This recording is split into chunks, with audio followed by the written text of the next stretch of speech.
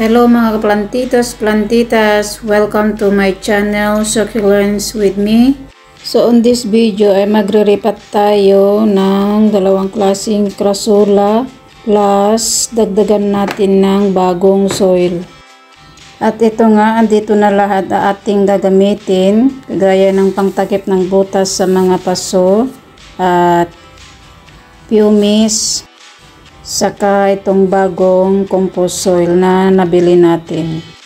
So unahin natin itong crassula, ay tinatawag na crassula perforata or string of buttons. So bago natin ilipat, ay tanggalin muna natin yung mga dry stem niya. So ayan, piga-pigain natin para lumambot ang soil, para madali lang siya bunutin at ilipat sa bagong paso mga plantitas.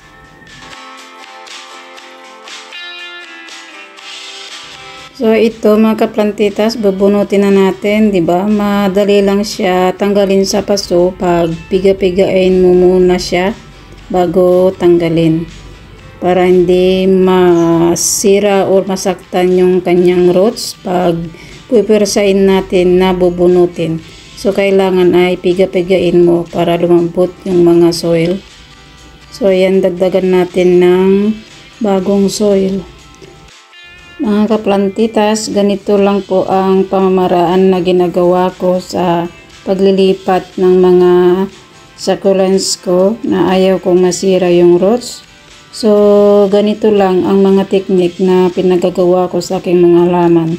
Dagdagan ko lang siya ng bagong soil at magkaroon siya ng nutrients. At lalo pa silang maging malusog mga kaplantitas ang ating mga succulents.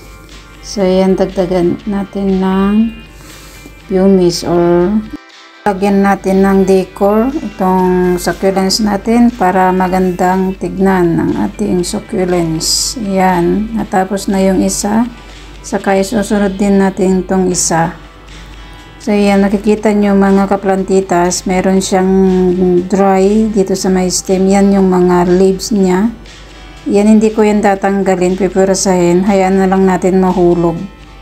Ayan, matigas, hindi ko matanggal. So tatanggalin lang natin itong patay na stem dyan sa baba.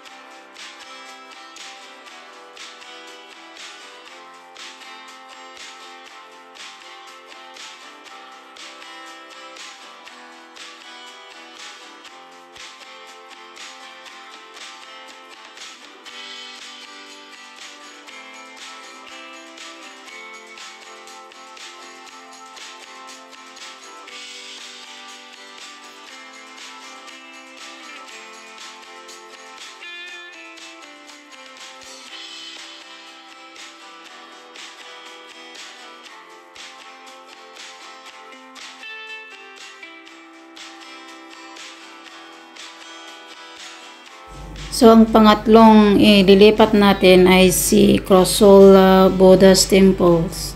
So, ito yung pangatlong ilipat natin, mga kaplantitas. Same procedure din sa ginawa ko sa una, si string of buttons.